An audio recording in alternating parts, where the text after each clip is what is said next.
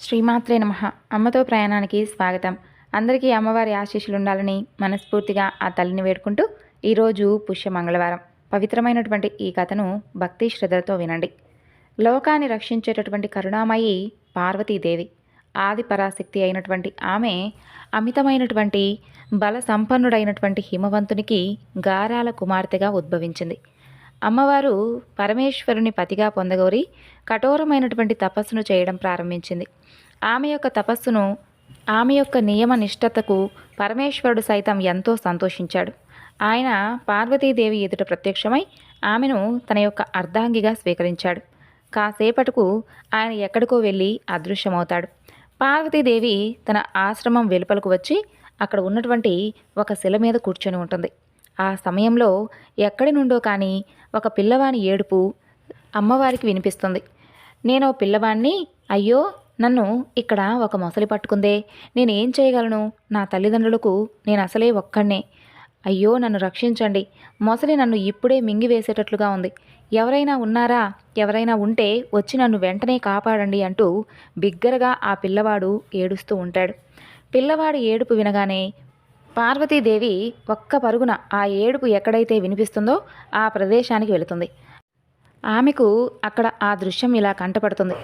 ఏటిలో ఒక ముసలి ఏడుస్తూ ఉన్నటువంటి ఒక పిల్లవాడి కాలును నోట పట్టుకొని లాక్కొని పోతూ ఉంటుంది. దేవిని చూసినటువంటి ఆ ముసలి మరింత వేగంగా ఆ పిల్లవాడితో సహా ఏటి మధ్యలోకి వెళ్ళడం ప్రారంభిస్తుంది. పిల్లవాడి అమాయకత్వం ఉట్టిపడేటటువంటి ముఖార విందం ఒక వంక, మొసలి బారిన పడడంతో గూడు కట్టుకున్నటువంటి విచారం దానిని కమ్మివేసినటువంటి స్థితి మరొక వంక. ఆ దృశ్యం చూసినటువంటి దేవి యొక్క హృదయం తల్లడిల్లిపోతుంది. అప్పుడు అమ్మవారు మొసలిని పిలిచి, ఓ మకరరాజా, పాపం ఏమీ తెలియనటువంటి ఈ పిల్లవాణ్ణి దయచేసి విడిచిపెట్టు అని చెప్పి విన్నపమైనటువంటి ధోరణిలో అడుగుతుంది. అందుకు ఆ మొసలి, దేవి, ప్రతిరోజు కూడా ఈ సమయంలో ఏదైతే నా సమీపంలోకి వస్తుందో దానినే నేను ఆహారంగా చేసుకోవడం నా అలవాటు. ఆ ప్రకారంగా ఈ పిల్లవాడు నేడు నా ఆహారంగా ఇక్కడకు వచ్చాడు. సాక్షాత్తు ఆ బ్రహ్మదేవుడే ఇతన్ను నేడు నా కోసం పంపించి ఉంటాడు. కాబట్టి ఇతన్ని నేను విడిచిపెట్టడం అనేది కుదరదు. దయచేసి నన్ను క్షమించండి, నాకు అడ్డు తొలగండి అని చెప్పి జవాబిస్తుంది. మొసలి మాటలతో దేవి యొక్క కారుణ్యం మరింతగా ఉప్పొంగగా, ఓ మకరమా, నేను నీకు నమస్కరించి మరీ అడుగుతున్నాను. హిమవత్ పర్వత శిఖరం మీద కూర్చొని నేను కఠోరమైనటువంటి తపస్సులో మునిగి ఉన్నాను. ఆ తపశ్శక్తి నిమిత్తమైనా సరే ఈ పిల్లవాడిని విడిచిపెట్టమని చెప్పి నేను నిన్ను బ్రతిమాలుకుంటున్నాను అని చెప్పి పార్వతీదేవి ఆ మొసలికి విన్నవిస్తుంది. పార్వతీదేవి పలుకులో విన్నటువంటి ఆ మకరం, దేవి, మీరు ఇంతవరకు అనుష్ఠించినటువంటి కఠోరమైనటువంటి ఆ తపస్సు యొక్క ఫలాన్ని యావత్తూ కూడా నాకు కనుక దారపోస్తే అప్పుడు నేను ఈ పిల్లవాడిని తప్పకుండా వదిలివేస్తాను అని చెప్పి షరతు విధిస్తుంది ఆ మకరం. ఇక మకరం వేడుకోలను విన్నటువంటి దేవి సమాధి కోత్సాహంతో, ఓ మకరమా, చాలా సంతోషం.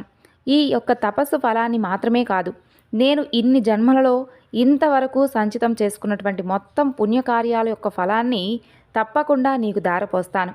నీవు కనుక దయచేసి ఈ పిల్లవాడిని విడిచిపెడితే చాలు అని చెబుతుంది. దేవి అలా చెప్పినటువంటి మరుక్షణమే తపోఫలం మొసలికి మొత్తం సంక్రమించేస్తుంది. ఆ కారణంగా మొసలి యొక్క దేహం దగదగా బంగారంలా ప్రకాశిస్తూ ఉంటుంది. కళ్ళు మిరుమిట్లు గొలిపేటటువంటి తేజస్సును పొందినటువంటి ఆ మొసలి, దేవి, తొందరపడి ఏం పని చేశావు? కాస్త యోచించి ఉండకూడదా? ఎంతటి శ్రమ కోర్చి మరీ కఠోరమైనటువంటి తపస్సును చేశావు. అటువంటి మహోత్తరమైనటువంటి తపస్సును ఈ విధంగా వృధా చేసుకోవడం మీకు సమంజసం కాదు. అయినప్పటికీ మీరు ఈ యొక్క పేద బ్రాహ్మణుల బాలుని పట్ల చూపించినటువంటి ఈ కారుణ్యాన్ని, దిక్కులేనటువంటి దీనుల పట్ల మీకు ఉన్నటువంటి దయార్థ హృదయాన్ని చూసి నేను ఆశ్చర్యపోతున్నాను. మీరు నాకు దారపోసినటువంటి తపోఫలాన్ని, బాలుని ప్రాణాలను తిరిగి వరంగా నేను మీకే ఇచ్చివేస్తాను. దయచేసి స్వీకరించండి అని చెప్పి దేవికి తెలుపుతుంది ఆ మకరం. అప్పుడు అమ్మవారు మొసలిని ప్రశంసాపూర్వకంగా చూస్తూ ఇలా పలుకుతుంది, ఓ మకరేంద్ర, నా ప్రాణాన్ని అర్పించైనా సరే ఈ బాలుని కాపాడడం నా యొక్క కర్తవ్యం. తపోఫలం పోతే మరలా తపస్సు చేసుకోవచ్చు, కానీ బాలుడు కనుక మరణిస్తే మరలా అతన్ని బ్రతికించడం సాధ్యమవుతుందా? కాబట్టి బాలుణ్ణి కాపాడడానికే బాగా యోచించి నేను ఈ నిర్ణయానికి వచ్చాను. ఒకసారి ఇతరులకు ఏదైనా కానీ ఒక వస్తువును ఇస్తే తిరిగి తీసుకోవడం మా ఇంటా వంట లేదు. కాబట్టి మనస్ఫూర్తిగా నేను దారపోసినటువంటి ఈ తపోఫలాన్ని పుణ్యాన్ని స్వీకరించి దయచేసి ఆ బాలుణ్ణి విడిచిపెట్టు అని అమ్మవారు చెబుతుంది. ఇక దేవి యొక్క విన్నపాన్ని విన్నటువంటి ఆ ముసలి బాలుణ్ణి విడిచిపెట్టి హఠాత్తుగా అదృశ్యమవుతుంది. దేవి ఆ బాలుణ్ణి ప్రేమతోనూ అమితమైనటువంటి ఆదరంతోనూ ఇంటికి సాగనంపి తపోఫలం అంతా కూడా కోల్పోవడంతో మరలా తపస్సు చేసేందుకు కూర్చుంటుంది. అప్పుడు పరమేశ్వరుడు ఆమె ఎదుట ప్రత్యక్షమవుతాడు. ఆమెతో, దేవి, ఇక నీవు తపస్సు చేయవలసినటువంటి అవసరం ఏమీ లేదు.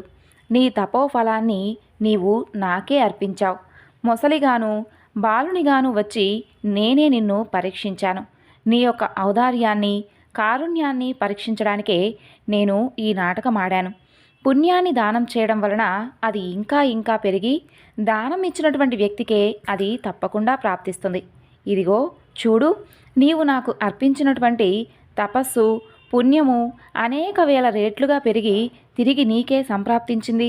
అవి ఇక ఎన్నటికీ కూడా తరగలేవు అని చెప్పి దేవితో కలిసి కైలాసానికి వెళ్ళిపోయాడు. పార్వతీదేవి యొక్క ఔదార్యం గురించి తెలుపుతున్నటువంటి ఈ పురాణ కథ తన వెన్నెముకనే ఇతరుల యొక్క ప్రయోజనార్థం ఇచ్చినటువంటి దదీచి మహర్షి యొక్క మహోన్నత త్యాగాన్ని కూడా గుర్తుకు తెస్తుంది. ప్రేమ లేని వారు అన్ని వస్తువులను తామే సొంతం చేసుకుని జీవిస్తారు. ప్రేమ ఉన్నవారు తమ దేహాన్ని సైతం ఇతరులకు సొంతం చేసి మరీ జీవిస్తారు. జపం, ధ్యానం వంటి ఆధ్యాత్మిక సాధనలు అనుష్ఠించేటటువంటి ఒక సాధకుడు వాటిని ఆచరించి ముగించిన పిదప చివరలో వాటి ఫలాలను భగవంతుని యొక్క పాద పద్మాలకు అర్పించాలి అని చెప్పి పెద్దలు చెబుతారు. అదేవిధంగా ఈ కథలో పార్వతీదేవి యొక్క తపస్సును పుణ్యాన్ని దానం చేసినందువలన అవి అనేక రెట్లుగా పెరిగిపోయి సాక్షాత్తు పరమేశ్వరుడే వచించడం మనం ఇప్పుడు తెలుసుకున్నాం. అదేవిధంగా భక్తుడు భగవంతుని వైపుగా ఒక అడుగు వేస్తే భగవంతుడు భక్తుని వైపు 10 అడుగులు వేస్తాడు. భగవంతునికి అర్పించేవన్నీ కూడా 1000 రెట్లై తిరిగి మనకే ఇవ్వబడతాయి. కాబట్టి మనం ఓనార్చేటటువంటి సత్కర్మల ఫలాన్నంతా కూడా కృష్ణార్పణమస్తు అంటూ ఒక దోసిలి జలం వదిలివేయాలి. ఈ విధంగా భగవంతునికి అర్పించేవన్నీ కూడా కొన్ని వేల రెట్లు పెరుగుతుంది అనేది నిజం. కానీ ప్రతిఫలము ఎదురుచూపు లేకుండా చేసేటటువంటి తపస్సును పుణ్యకార్యాలను భగవంతునికి అర్పించడమే అన్ని విధాలా మంచిది. ముక్తితో సహా ఏ విధమైనటువంటి ప్రతిఫలాన్ని ఆశించకుండా భగవంతుని పట్ల భక్తి కోసమే భక్తిని కలిగి ఉన్నవారు అదే చేస్తూ ఉంటారు. ఇప్పుడు మరొక చక్కని కథ గురించి తెలుసుకుందాం. పూర్వం ఒకప్పుడు ఒక కొండ ప్రాంతం కింద ఒక సాధువు తపోమయమైనటువంటి జీవితాన్ని గడుపుతూ ఉండేవాడు. ఆయన ఆకాశాన్ని పైకప్పుగాను పచ్చిక నేలను పడకగాను చేసుకుంటూ జీవిస్తూ ఉండేవాడు. అలా ఉండగా ఒకనాడు ఆ సాధువు ధ్యానంలో ఉండగా ఆయన మనసులో ఏదో కానీ అనర్వచనీయమైనటువంటి ఒక అనుభూతి, ఒక స్పందన జనిస్తుంది. అందుకు కారణం ఏమిటా అని చెప్పి కళ్ళు తెరిచి చూస్తాడు. అప్పుడు ఆశ్చర్యం, ఆయన ఎదుట సంపదలకు అధిష్టాన దేవత అయినటువంటి లక్ష్మీదేవి ప్రత్యక్షమై ఉంటుంది. ఇక వెంటనే ఆ సాధువు నిలబడి ఆమె పాదపద్మాలకు సాష్టాంగ నమస్కారం చేస్తాడు. అప్పుడు లక్ష్మీదేవి ప్రసన్నమైనటువంటి వదనంతో ఆ సాధువుతో ఇలా అంటుంది, నాయనా, బీజం తనకు తగినటువంటి ఫలాన్ని తప్పకుండా ఇచ్చే తీరుతుంది. మంచి చేస్తే మంచిని పొందడము, చెడు చేస్తే చెడు ఫలితము లభించడం దైవ విధి. నీవు నీ గత జన్మలో ఎన్నో పుణ్యకార్యాలను చేశావు. అందువలన నేను నీ వద్ద కొంతకాలం నివాసం చేయాలి అని అనుకుంటున్నాను. నా అనుగ్రహం ఉన్నంత వరకు నీకు ఎలాంటి ఆపద రాదు. ప్రజలు, రాజు నిన్నే స్తుతిస్తూ నిన్ను పొగుడుతూ ఉంటారు. నిన్ను అనుగ్రహించడానికి నేనే స్వయంగా నీ వద్దకు వచ్చాను అని అంటుంది.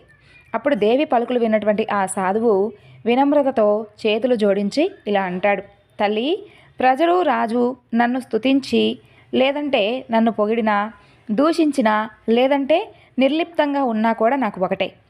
ఈ రాజమర్యాదలు లౌకికులకు గొప్పగా ఉండొచ్చేమో కానీ నిజానికి అవి అల్పమైనవి. భగవంతునికి సాటి అయినదంటూ ఏదీ ఉండదు.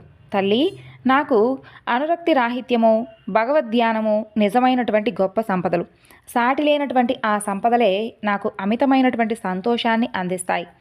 వేరే సంపదలంటూ సాధువైనటువంటి నాకెందుకు తల్లి? నీ అనుగ్రహం లభించిందా లేదా అంటూ సంసారులు ఎందరో ఉన్నారు. వారు నీకోసం పడిగాపులు కాస్తూ ఉన్నారు. వెళ్ళి వారిని నీవు అనుగ్రహిస్తే వారికి ఎంతో ప్రయోజనం కలుగుతుంది. గుడ్డివానికి లభించేటటువంటి అందమైన చిత్రం వల్లే సాధువైనటువంటి నాకు అది ఏమాత్రం అవసరం లేదు. సంపదల పట్ల నాకు ఎలాంటి అనురక్తి లేదన్నటువంటి విషయం నీకు కూడా తెలుసు కదా తల్లి, నీకు తెలియంది కాదు కదా అని అంటాడు. అప్పుడు దేవి తన యొక్క అనురాగం ఉట్టిపడేటటువంటి ధోరణిలో ఇలా అంటుంది. నాయనా, నీ మనసేమిటో నాకు తెలుసు. కానీ కర్మవిధికి నేను నీవు కట్టుబడ్డవారమే. నీ పుణ్యకార్యాల సత్ఫలం తీరేదాకా కొంతకాలం నేను నీ వద్ద ఉండి తప్పకుండా నీ నుండి వెళ్ళిపోతాను. అందుకు నువ్వు అడ్డు చెప్పవద్దు అని చెబుతుంది. అందుకు ఆ సాధువు, అమ్మా, నీ లీలలను నిరోధించడం ఎవరితరం చెప్పు? నీ అభీష్టం మేరకే జరగని. కానీ నాది ఒక ప్రార్థన. నీ అనుగ్రహం నన్ను విడిచిపెట్టి వైదొలగడాన్ని నువ్వు కాస్త ముందుగా నాకు తెలిపితే సంతోషం అని చెప్పి వేడుకుంటాడు. అందుకు అమ్మవారు కూడా ఆ సాధువు వేడుకోలుకు సానుకూలంగా స్పందిస్తుంది. ఆ క్షణం నుండి తన యొక్క కటాక్షాన్ని ఆయన మీద ప్రసరిస్తూ ఉంటుందని చెప్పి అమ్మవారు అంతర్ధానమవుతుంది. ఆ తరువాత ఆ సాధువు అలవాటు ప్రకారం కొండపాద ప్రాంతం చేరువలో ఉన్నటువంటి ఒక ఏటిలో స్నానాన్ని ఆచరించి తిరిగి వస్తుంటాడు. అప్పుడు ఆయన కళ్ళ ముందు నేల విచ్చుకొని తద్వారా ఏర్పడినటువంటి ఒక చీలిక నుండి బంగారు నాణేలు నిండి ఉన్నటువంటి ఒక ముంత పైకి కనిపిస్తుంది. అదంతా చూసి సాధువు దేవి యొక్క లీలలను తలుచుకొని తనలో తానే నవ్వుకుంటాడు. ఆ బంగారు నాణేలు ఆయన మనసుతో ఎలాంటి ఉద్వేగము జనింపచేయలేదు. వాటిని తాకకుండా ఆ సాధువు సరాసరి కొండ ప్రాంతం వద్దకు వెళ్ళి తన బసకు వెళ్ళిపోతాడు. సాధువు ఉంటున్నటువంటి ఆ యొక్క కొండ ప్రాంతానికి చేరువలోనే రాజశేఖరం అనేటటువంటి ఒక పెద్ద నగరం ఉండేది. ఆ నగరాన్ని రాజధానిగా చేసుకొని పరాంతకుడు అనేటటువంటి ఒక రాజు ఆ రాజ్యాన్ని పరిపాలిస్తూ ఉండేవాడు. ప్రజలు రాజు నిన్ను పొగుడుతూ నిన్నే స్తుతిస్తూ ఉంటారు అని చెప్పి దేవి పలికినటువంటి ఆ పలుకులను సాధువు ఒకసారి జ్ఞాపకానికి తెచ్చుకుంటాడు.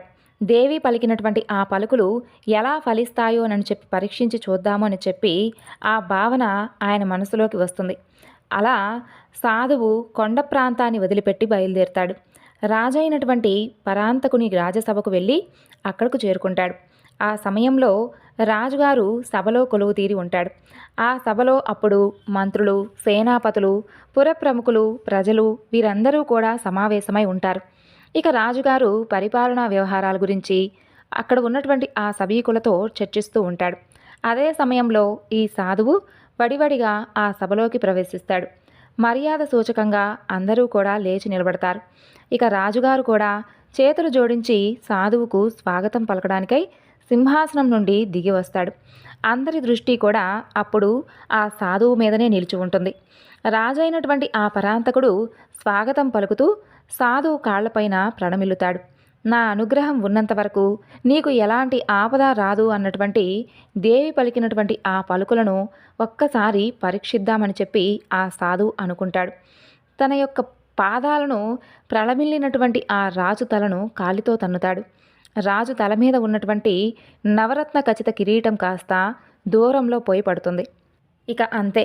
ఆ సాధువు యొక్క అనుచిత చర్య సభలో ఉన్న వారందరికీ కూడా ఉద్రిక్తను నెలకొల్పేలా చేస్తుంది.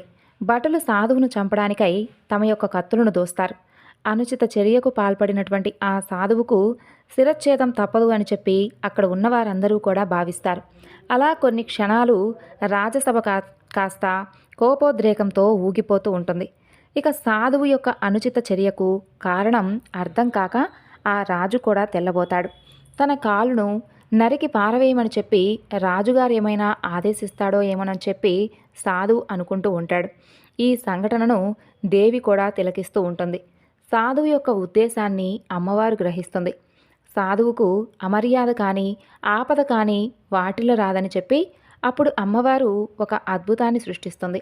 దాని యొక్క పర్యావసనంగా మరుక్షణమే దూరంలో ఉన్నటువంటి ఆ రాజుగారి నవరత్న ఖచిత కిరీటం నుండి ఒక తాజుపాము బుస కొడుతూ బయటకు వచ్చి పడగ విప్పి ఆడుతూ ఉంటుంది.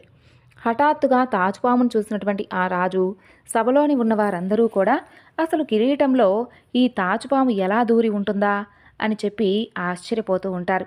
అది గమనించినటువంటి రాజుగారు అలవాటు ప్రకారం ఆ కిరీటాన్ని ధరించి ఉంటారు. కొండ ప్రాంతాన ఉన్నటువంటి ఈ సాధువు త్రికాలజ్ఞుడు కాబోలు రాజుగారి మరణగండం తప్పించేందుకు స్వయంగా ఆయనే ఇక్కడికి విచ్చేశారు అని చెప్పి అందరూ అనుకుంటూ ఉంటారు. అలా క్షణం క్రితం సాధువు మీద ఆ సభలోని ఉన్నవారందరూ కూడా కోపాన్ని వ్యక్తం చేసినటువంటి ఆ కోపమంతా కూడా ఎగిరిపోతుంది. కృతజ్ఞతాభావం పెళ్ళుబికుతుంది. అందరూ కూడా తమ రాజుగారి ప్రాణాలు కాపాడినటువంటి కరుణామయుడు అంటూ ఆ సాధువును మనస్ఫూర్తిగా పొగుడుతూ ఉంటారు. చేతులు జోడించి ఆయనకు నమస్కరిస్తారు. కొందరైతే సాష్టాంగ ప్రణామాలు కూడా ఆచరిస్తారు.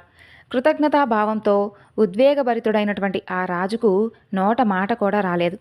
సాధువు పాదాలను పదే పదే ప్రణమిల్లసాగాడు. మహాత్మా, సాక్షాత్తు ఆ దైవంలా వచ్చి మృత్యువు నుండి నన్ను రక్షించారు అని అంటూ గద్గదమైనటువంటి స్వరంలో కళ్ళు చెమ్మగిల్లుతూ ఉండగా ఈ విధంగా పలుకుతాడు రాజు. మహారాణి, సభలోని ఉన్నటువంటి ప్రముఖులు ఆ సాధువుకు పదే పదే ప్రణమిల్లుతారు. రాజుగారి ప్రాణాలు రక్షించినటువంటి మహాత్ముడు అంటూ కృతజ్ఞతతో దేశం యావత్తూ కూడా కొనియాడసాగింది. రాజును తన్నినా కూడా నాకు నిజానికి శిక్ష కదా పడవలసింది, కానీ అమ్మవారి అనుగ్రహం ఉండడం వలన శిక్షకు బదులుగా ఇంతటి ప్రశంసలు నాకు లభించాయి అని చెప్పి ఆ సాధువు గ్రహిస్తాడు.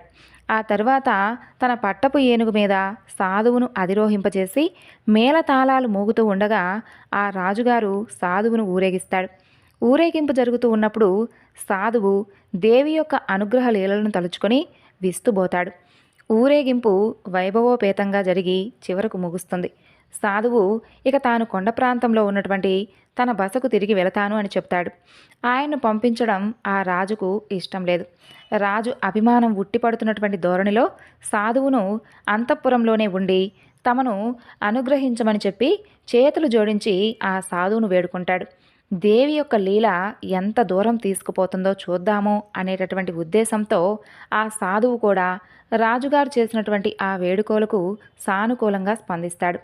అంతఃపురానికి పక్కనే ఉన్నటువంటి ఒక పెద్ద భవంతిని సకల సౌకర్యాలతోనూ ఆ రాజుగారే స్వయంగా ముందుండి మరి ఆ సాధువు బస చేసేందుకు అన్ని ఏర్పాట్లను చేస్తాడు. అలా రాత్రి అవుతుంది. రాజుగారు ఆ భవంతిలో ఒక బంగారు మంచం మీద ముఖమలు పరుపును పరిచినటువంటి సాధువును దాని మీద నిద్రించమని చెప్పి వేడుకుంటాడు. చెట్టు కింద నివాసం చేస్తూ వచ్చినటువంటి తనను రాజభవనంలో నివసింపచేస్తున్నటువంటి దేవి యొక్క అద్భుత అనుగ్రహ శక్తిని తలుచుకొని సాధువు ఆశ్చర్యంలో తబ్బిబ్బవుతాడు. అంతలో రాణి, యువరాణి అక్కడకు వచ్చి సాధువుకు పాలు పళ్ళు ఇచ్చి రాజోపచారాలు చేస్తారు. కొండపాద ప్రాంతాన కందమూలాలు తింటూ జీవించినటువంటి ఆ సాధువుకు రాజే స్వయంగా చామరం వీస్తూ నిలబడతాడు. ఆ రకంగా రాజభవనంలో రాజోపచారాలు పొందుతూ కొద్ది రోజులు గడిపిన తరువాత ఆ సాధువు కొండ ప్రాంతంలోని తన బసకు ఇక వెళ్ళిపోతాను అని చెప్పి రాజుతో చెబుతాడు. అందుక రాజు, రాణి, మంత్రులు ససేమీరా ఒప్పుకోలేదు. సాధువు తమతోనే ఉండాలి అని చెప్పి పదే పదే చేతులు జోడించి మరీ ప్రార్థిస్తారు. ఇక ఆ సాధువు దేవి యొక్క అనుగ్రహాన్ని మరలా పరీక్షించాలి అని చెప్పి రాజభవనంలో ఉండేందుకు సమ్మతిస్తాడు. అలా నాటి రాత్రి రాజు, రాణి తమ యొక్క ఆంతరిక మందిరంలో పడుకొని ఆదమర్చి నిద్రిస్తూ ఉంటారు. అక్కడకు ఎవ్వరూ కూడా వెళ్ళకూడదు. పోతే కఠినమైనటువంటి శిక్షకు గురి అవుతారు. ఆ విషయం సాధువుకు కూడా తెలుసు. కానీ దేవి యొక్క అనుగ్రహం ఉంటే ఆపద రాదు అనేటటువంటి విషయాన్ని పరీక్షించాలి అని చెప్పి అనుకున్నటువంటి ఆ సాధువు హఠాత్తుగా అర్ధరాత్రి రాజుగారి ఆంతరిక మందిరంలోకి ప్రవేశిస్తాడు. గాఢ నిద్రలో ఉన్నటువంటి ఆ రాజు, రాణి వారి యొక్క చంపలను చెల్లుమనిపిస్తాడు. అంతే, రాజు, రాణి ఉలిక్కిపడి లేస్తారు. తమ ఎదురుగా ఉన్నటువంటి సాధువును, ఆయన చేసినటువంటి ఆ అనుచిత చర్యను చూసి వారు కూడా అయోమయంలో పడతారు. సాధువు అంతటితో ఆగకుండా వాళ్ళ 2 చేతులు గట్టిగా పట్టుకొని జంతువులను ఈడ్చుకొని పోతున్నట్లుగా బరబర పిచ్చివాడిలా ఆ భవనం నుండి బయటకు లాక్కొని వస్తాడు. ఒక స్త్రీని, పరాయి పురుషుణ్ణి పైగా ఆ రాణిని తాకినటువంటి వారిని ఉరికమ్మం కదా మామూలుగా అయితే ఎక్కించాలి. కానీ రాజు, రాణి కలలో కూడా ఎరుగనటువంటి ఒక ఎదురుచూపును ఆ సాధువు చేసినటువంటి అనుచితమైనటువంటి చర్యకు గందరగోళావస్థలో ఉండగా సాధువు ఆ ఇద్దరినీ కూడా భవంతి బయటకు ఈడ్చుకుని వస్తాడు. సాధువు చేసినటువంటి ఆ అనుచిత చర్యకు కారణం లేదని చెప్పి దేవి గ్రహించకపోలేదు. ఆయనను ఎలాగైనా సరే ఆ ఆపద నుండి కాపాడాలని చెప్పి నిర్ణయించుకుంటుంది. అమ్మవారి అనుగ్రహం వలన రాజును రాణిని సాధువు భవంతి బయటకు ఈడ్చుకువచ్చేస్తాడు. సాధువు పాల్పడినటువంటి ఆ అనుచిత చర్యకు కారణం లేదని చెప్పి దేవి తెలుసుకుంటుంది. ఆయనను ఎలాగైనా సరే ఆ ఆపద నుండి కాపాడాలని చెప్పి నిర్ణయించుకుంటుంది. దేవి అనుగ్రహం వలన రాజును రాణిని సాధువు భవంతి వెలుపలకు ఈడ్చుకువచ్చినటువంటి అదే సమయంలో రాజుగారు నిద్రిస్తున్నటువంటి ఆ భవంతి పెలపెలామంటూ బద్దలవుతూ నేల కూలిపోతుంది. భవంతి నేలకూలడం రాజు రాణి కళ్ళారా చూస్తారు. వాళ్ళు భవంతి నేలకూలబోతున్నటువంటి విషయం ఈ సాధువు తన యొక్క తపోశక్తితో ముందుగానే గ్రహించి ఉంటారు అని, తమ ప్రాణాలు కాపాడేటటువంటి ఉద్దేశంతోనే ఆయన అలా ప్రవర్తించారు అని చెప్పి భావిస్తారు. వారికి సాధువు పట్ల ఉన్నటువంటి గౌరవం 1000 రెట్లు పెరుగుతుంది. ఇక అంతే, సాధువు కాళ్ళను పట్టుకొని అశ్రు నయనాలతో రాజు రాణి ప్రణమిల్లుతారు. తనకు ఉరిశిక్ష విధించాల్సినటువంటి రాజును తన పాదాలను ఆశ్రయించినట్లుగా చేసినటువంటి అమ్మవారి యొక్క అనుగ్రహ శక్తిని తలుచుకొని ఆ సాధువు కూడా ఆశ్చర్యచకితుడవుతాడు. ఆ విధంగా 2 సార్లు రాజుగారి ప్రాణాలను అనూహ్యంగా రక్షించినటువంటి ఆ సాధువును రాజ్యంలో ఉన్నటువంటి 50 మంది కూడా సాక్షాత్తు ఒక మహామునిగా అతన్ని పరిగణించి అందరూ కూడా ప్రశంసిస్తారు. అలా కొన్ని రోజులు గడిచిపోతాయి. ఒకనాడు సాయంత్రం వేళ ఆ సాధువు అంతఃపురానికి చెందినటువంటి ఒక తోటలో పచార్లు చేస్తూ ఉంటాడు. హఠాత్తుగా ఆయన దృష్టి తనకు ఎదురుగా కనిపిస్తూ ఉన్నటువంటి ఒక మామిడి చెట్టు మీద, ఆ మామిడి చెట్టుకు వేలాడుతూ ఉన్నటువంటి మంచి మంచి మామిడి పండ్ల మీద పడుతుంది. వెంటనే ఆ సాధువు ఒక మామిడి పండును తెంచి తన చేతిలో ఉంచుకుంటాడు. అంతలో ఆయన్ను చూసేందుకు రాజుగారు అక్కడకు వస్తారు. ఆ పండును సాధువు రాజుకు ఇస్తాడు. ఆ మామిడి పండును ప్రసాదంగా స్వీకరించి ఆ రాజు ఆనందంగా తిరిగి వెళ్ళిపోతాడు. ఇక ఆ మామిడి పండును ఉదయాన్నే తిందాము అనేటటువంటి ఉద్దేశంతో తన గదిలో ఒక చోట పదిలపరుస్తాడు రాజు. నాటి రాత్రి సాధువు ఆదమర్చి నిద్రిస్తూ ఉన్నప్పుడు ఆయనకు ఒక కల వస్తుంది. ఆ కలలో అమ్మవారు ప్రత్యక్షమవుతుంది. నేను నిన్ను విడిచిపెట్టి వెళ్ళిపోతున్నాను. ఈ క్షణం నుండి నా అనుగ్రహం నీకు తోడుగా ఉండదు అని చెప్పి అంతర్ధానమవుతుంది. అమ్మవారు చెప్పినటువంటి ఆ పలుకులు విన్నటువంటి సాధువుకు కల చెదిరి మెలకువ వస్తుంది. ఉదయం రాజు నుండి సెలవు పుచ్చుకొని కొండ ప్రాంతానికి ఉన్నటువంటి తన బసకు వెళ్ళిపోదామని చెప్పి సాధువు నిర్ణయించుకుంటాడు. మర్నాడు ఉదయం అవుతుంది. సాధువు తనకిచ్చినటువంటి ఆ మామిడి పండును ప్రసాదంగా ఎంచి ఆ రాజు నోట పెట్టుకొని కొరుకుతాడు. అంతే, మరుక్షణమే రాజుకు తల గిర్రున తిరిగినట్లుగా అవుతుంది. ఒళ్ళు తూలి స్పృహ తప్పి పడిపోతాడు. అది చూసి రాణి తల్లడిల్లిపోతుంది. భటులు రాజవైద్యులను తీసుకొని రావడానికి పరిగెత్తుతారు. వైద్యులు వచ్చి గబగబా ఏవేవో కొన్ని ఔషధాలను ఇచ్చి రాజుకు స్పృహ తెప్పిస్తారు. ఆ తరువాత ప్రాణాప్రాయం నుంచి అతన్ని కాపాడతారు. ఇక రాజుగారు తినాలి అనుకున్నటువంటి ఆ మామిడి పండును సమగ్రంగా పరిశోధించి దానిలో విషం ఉన్నట్లుగా నిర్ధారిస్తారు. ఇక ఆ రాజు తన మంత్రులను సమావేశపరిచి ఈ సంఘటన గురించి చర్చిస్తాడు. చర్చానంతరం అందరూ కూడా ఒక నిర్ణయానికి వస్తారు. ఆ సాధువులో వంచనమైనటువంటి బీజం మొలకెత్తింది. దాంతో రాజ్యపాలనాకాంక్షతో రాజుగారిని అడ్డు తొలగించుకొని రాజ్యాన్ని కైవసం చేసుకోవాలని చెప్పి ఇలాంటి పన్నాగం పన్నాడు. కాబట్టి అతనికి మరణదండన విధించాలి. కాబట్టి రాజుగారు, మీరు తొందరపడకుండా ఇక నిదానంగా యోచించినటువంటి ఎలాంటి ఫలితం ఉండదు. తొందరగా ఏదో ఒక నిర్ణయం తీసుకోండి అని చెప్పి అక్కడ ఉన్నవారందరూ కూడా చెబుతారు.